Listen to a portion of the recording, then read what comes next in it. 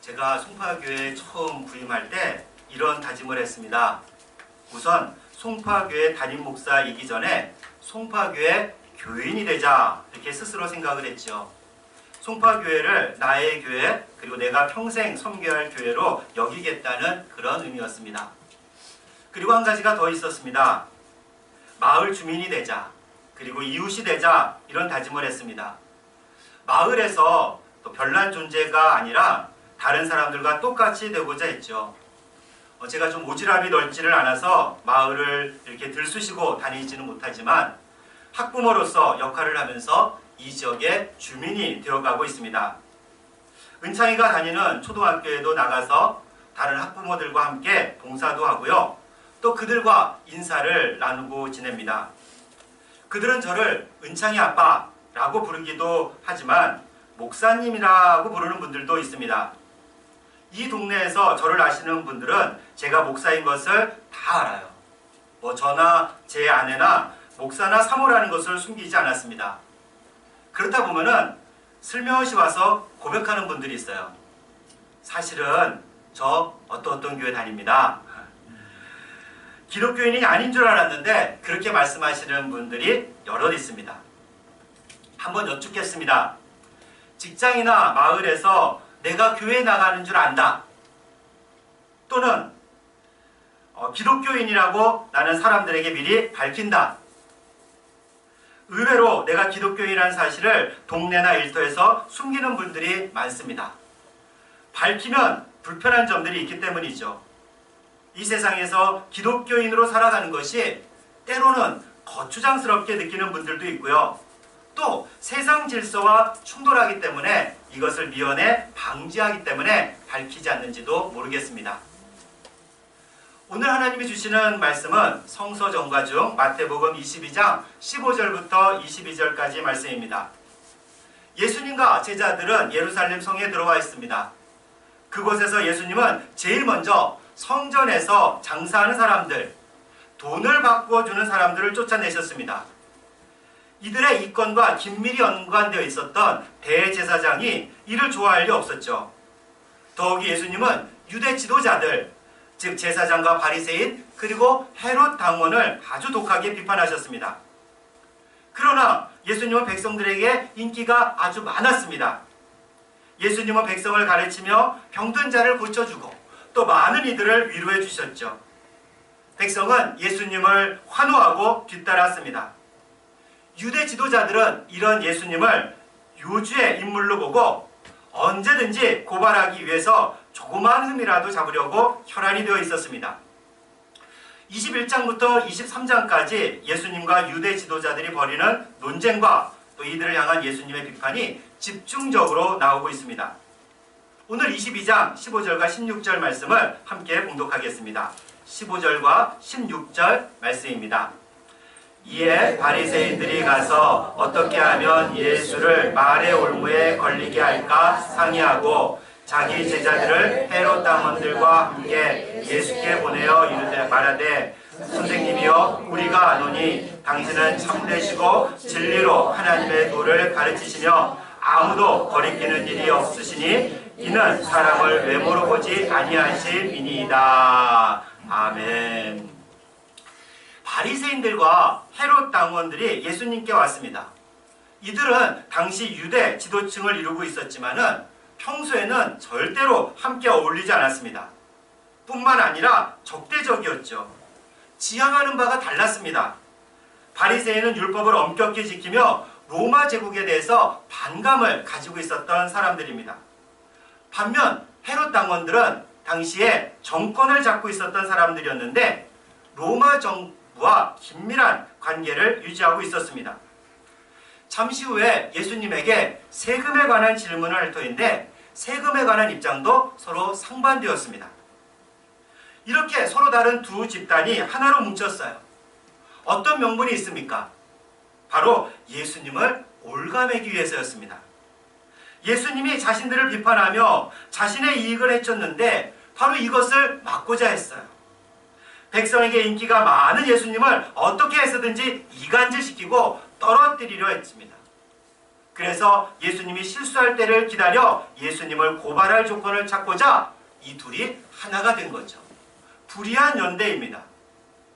이렇게 하나가 되어 예수님께 와서 자신들의 사악한 의도를 숨기며 예수님을 지켜 세웁니다. 16절에서 이들은 예수님을 칭찬하죠. 당신은 참되고 진리로 하나님의 도를 가르치고 사람을 외모로 보지 않는다.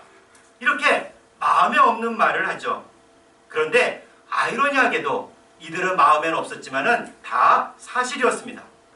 정말 예수님은 참되고 진리인 하나님의 말씀을 가르치고 사람의 겉이 아니라 중심을 보시는 분이기 때문입니다. 이렇게 예수님을 지켜 세우다 그들은 사악한 발톱을 드러냅니다. 17절부터 18절까지의 말씀을 우리 함께 봉독하겠습니다. 17절부터 19절까지 말씀입니다. 그러면 당신의 생각에는 어떠한지 우리에게 이르소서. 가이사에게 세금을 바치는 것이 옳으니까 옳지 아니하니까 하니 예수께서 그들의 악함을 아시고 이르시되 외식하는 자들아 어찌하여 나를 시험하느냐. 세금 낼 돈을 내게 보이라 하시니 데나리온 하나를 가져왔거늘. 가이사는 로마 황제를 뜻합니다. 황제를 뜻하는 시저 또는 카이사르라는 단어를 가이사라 음역한 말이죠. 바리새인들과 헤롯 당원들이 로마 황제에게 세금을 바치는 것이 옳으냐 또는 세금을 바치는 것이 그르냐 하고 예수님께 물었습니다. 이에 예수님은 그들의 질문 의도를 파악하시고 그들의 사악함과 위선을 꾸짖습니다. 그런데 세금 납부가 왜 문제가 됩니까? 오늘날 우리 기준으로 보면 당연히 세금을 내야 되죠. 그런데 이때에는 그리 쉬운 문제가 아니었습니다. 당시 로마가 지중해를 중심으로 유럽과 아시아를 지배했습니다. 이스라엘도 로마 제국의 속국이 되었어요. 헤롯 일가가 유대 지역의 왕이었지만 로마에서 파견한 총독이 그 땅을 다스렸습니다. 오늘 본문에서 말하는 세금은 인두세를 말하는데 당시의 남자는 12세 이상 그리고 여자는 14세 이상이면 모든 남녀가 내야만 했습니다. 이는 로마 제국에 바치는 그리고 엄밀하게 따지면 로마 황제에게 바치는 세금이었어요. 그래서 세금 납부의 문제는 민족적 감정이 섞일 수밖에 없었습니다. 그렇다 보니 세금을 거둬들이는 세리들은 매국노라 하면서 또 죄인이라 하면서 손가락질을 받았죠. 경건하다고 자처하는 유대인들은 세리와 접촉도 하지 않으려 했습니다. 실제 세금 문제로 주후 6년에 갈릴리 지역에서 민중공기가 일어났습니다. 이때 로마에서 정규군이 파견되고 그들이 무참하게 짓밟아 버렸어요. 이처럼 세금 문제는 민족 감정의 문제이기도 했습니다. 그런데 또 하나 중요한 문제가 있었습니다. 당시 세금으로 내던 돈이 데나리온이란 동전이었어요. 로마에서 발행하는 동전이었는데 그때 통용하던 화폐였습니다. 근데 그 동전에는 당시 황제였던 티베리우스 황제의 두상과 이런 글귀가 새겨져 있었습니다. 신적인 아우구스투스의 존엄한 아들 티베리우스 가이사. 그리고 그 반대편에는 그 황제의 어머니가 주조되어 있었는데 그녀를 지극히 높은 사제라는 표현과 함께 평화의 여신이라고 묘사되어 있습니다. 아우구스투스는 티베리우스의 아버지입니다. 그는 로마를 통일했기 때문에 그 로마인들에게 신으로 추앙을 받았어요. 그리고 주님이라고 불렸던 사람입니다. 따라서 그 아들 티베리우스도 신이라는 뜻이 됩니다. 이렇게 데나리온이라는 동전은 황제를 신으로 묘사하고 있습니다. 이 동전을 갖고만 있어도 오늘날 우리 기독교인들이 마치 부적을 갖고 다닌다든지 내지는 어떤 조그만 우상을 갖고 다니는 것과 비슷합니다. 우상 숭배를 배격하며 경건하게 살고자 했던 유대인들은 그래서 이 동전을 갖고 그것으로 물건을 사는 것을 매우 꺼려했죠. 그런데 이 동전으로만 세금을 내야 했습니다. 로마 제국이 노리는 바는 명확하죠. 황제를 신으로 숭배하며 유대는 황제의 소유라는 인식을 심어주고자 했던 겁니다. 단순히 세금 이상의 효과를 가져왔습니다. 황제 숭배를 강요한 거죠. 이렇게 세금 문제는 민족의 감정 문제일 뿐만 아니라 우상 숭배의 위험도 있었습니다. 따라서 당시에 거룩하게 살고자 했던 유대인들에게 세금 문제는 매우 크고 중요했죠. 이 세상 속에서 살면서 민족을 생각하고 또 거룩한 신앙인으로 살아가려는 사람에게는 정말로 아주 큰 고민거리였습니다. 이 세금을 내야 되나 말아야 되나. 그런데 바리새인과 헤롯 당은 이 시대의 이런 진지한 고민을 이용해서 예수님을 올가매려고 했습니다. 얼마나 사악합니까? 세상 속에서 경건하게 살고 하나님에 대한 믿음을 지키기 위해 썼던 수많은 사람들의 고민거리를 이렇게 악한 일에 사용하다니 정말 나쁘지 않습니까? 더구나 세금에 대해 상반된 입장을 가진 바리새인과 헤롯 당원이 함께 와서 이런 질문을 하다니 정말 악랄합니다. 바리새인은 세금을 거부하려는 경향이 있었고 헤롯 당원은 세금을 적극적으로 납부하려는 사람이었어요. 이들을 보고 예수님은 위선자다 라고 일갈하셨습니다. 만일 예수님이 황제에게 세금을 바쳐야 한다 라고 말하면 그 자리에서 바리새인들이 나서서 이렇게 말할 겁니다. 당신은 민족 반역자요, 우상 숭배자요. 이를 듣고 있던 유대 백성도 같은 생각을 하겠죠. 예수님을 따랐던 수많은 백성이 떠나게 될 것입니다. 반면에 예수님이 세금 내지 않아도 됩니다. 내지 마시오. 라고 예수님이 말하면 헤롯 당원이 나서서 이렇게 말하겠죠. 당신은 신성한 시민의 의무를 저버리고 로마 제국에 대항하는 반역자요. 민중 선동가로 당국에 고발하겠소. 이렇게 말해도 또 저렇게 말해도 어떻게 얘기해도 예수님은 함정에 빠질 수밖에 없는 상황입니다. 당시 경건한 유대인들도 바로 이와 같은 고민에 빠져 있었어요. 시민으로서 의무를 다하자니 신앙 양심에 걸리고 또 신앙 양심에 따라 세금을 내지 않는다면 실정법을 위반하게 됩니다. 사랑하는 성도 여러분, 살아가면서 이런 고민해 본 적 없습니까? 오늘날도 이와 같은 고민을 안고 살아가는 기독교인들이 있습니다. 세상 속에서 이런 갈등이 있어요. 물론 우리가 믿는 자로서 우상 숭배까지는 아니지만 세상 속에서 살아갈 때 신앙 양심에 걸리는 문제가 꽤 됩니다.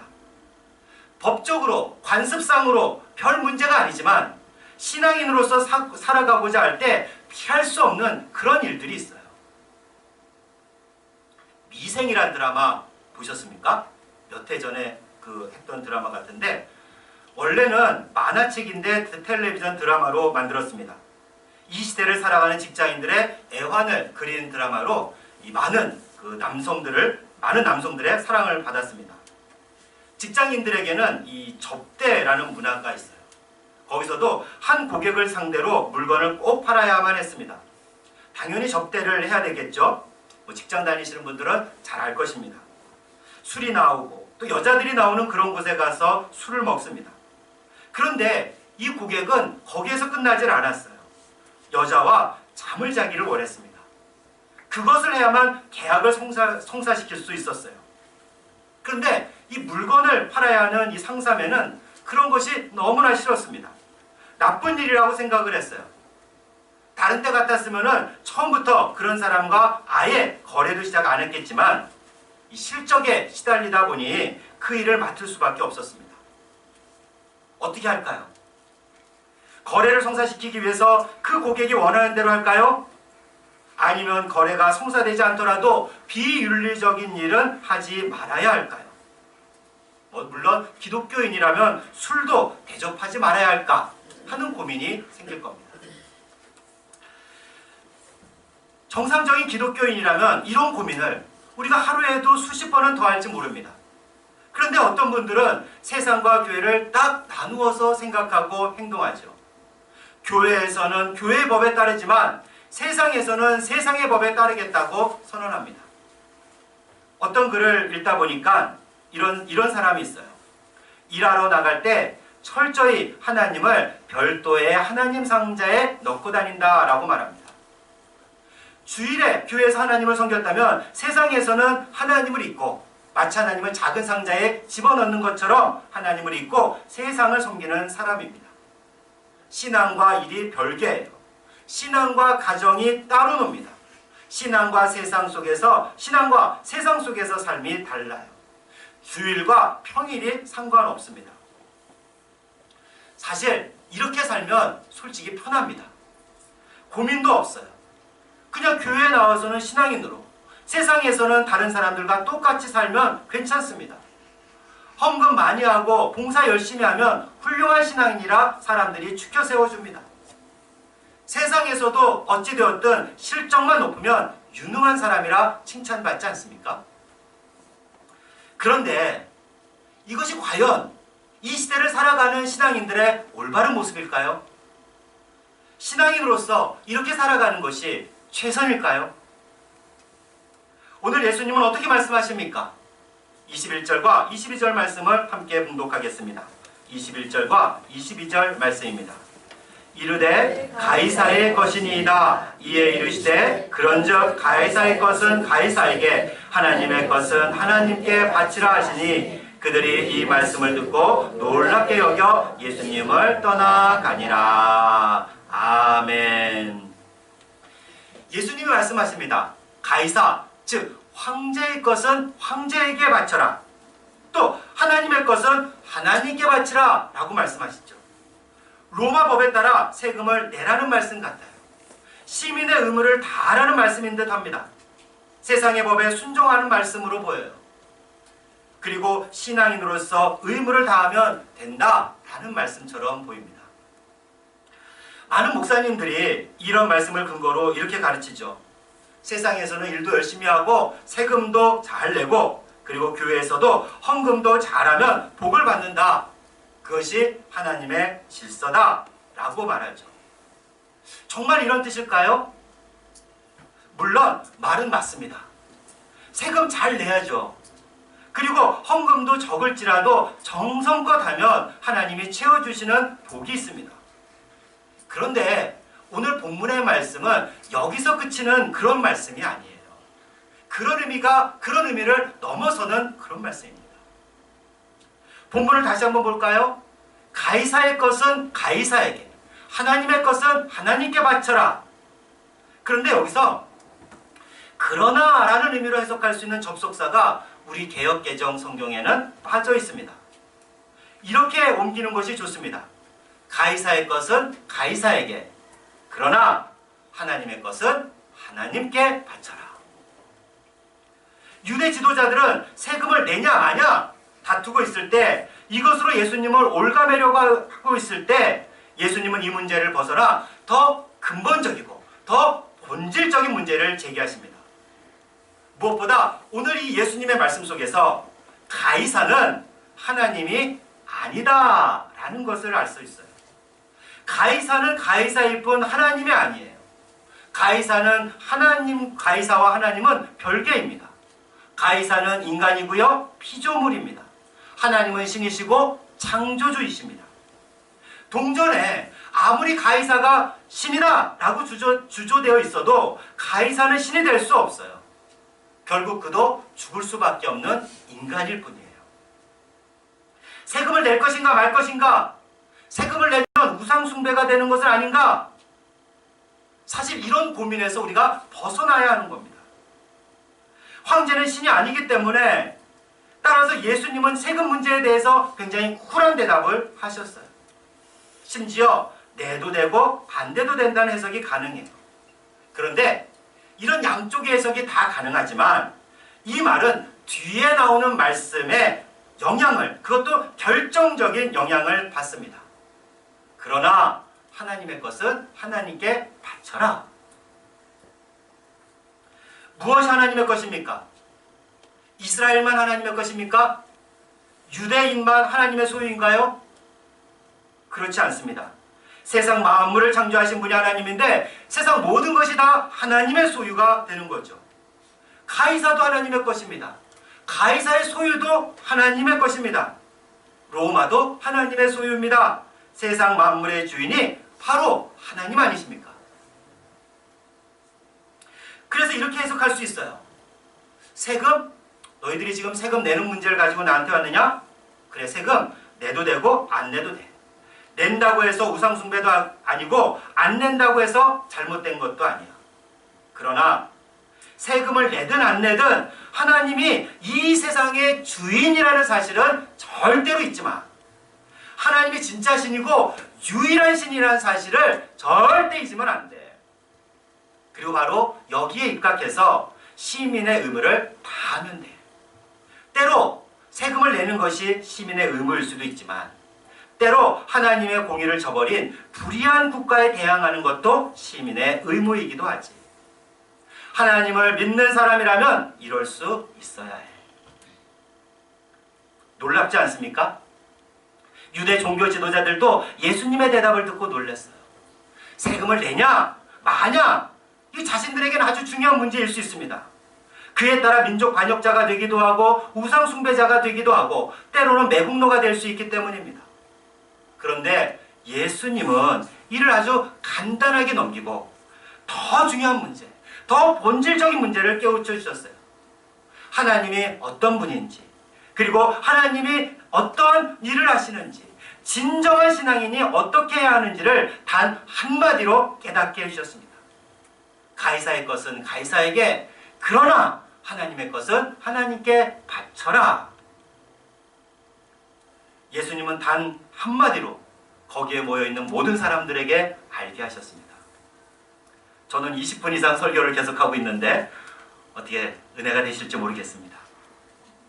사랑하는 자매 형제 여러분, 우리는 이 세상과 단절하여 혼자만 살 수 없어요. 산에 들어가 기도원에서만 살 수 없어요. 그렇게 살면 좋죠. 그러나 그럴 수가 없습니다. 우리는 이 세상에서 살아가야 합니다. 이 세상에서 살아갈 때 할 수 있다면 유능하고 그리고 성실한 시민으로 살아가십시오. 그러나 곳곳에서 신앙과 신앙 양심을 위협하는 일이 있을 겁니다. 당연해요. 그때 내가 기독교인이라는 사실도 잊지 마십시오. 내가 하나님의 소유요, 이 세상 만물도 하나님께 속해 있음을 잊지 마십시오. 신앙의 원칙과 세상살이가 충돌할 때 우리를 창조하신 하나님을 기억하십시오. 오늘 성경에 나오듯이 그러나 하나님의 것은 하나님께 바치는 마음으로 이 세상을 살며 이 세상에서도 진정한 승리자가 되시기를 주님의 이름으로 축원합니다.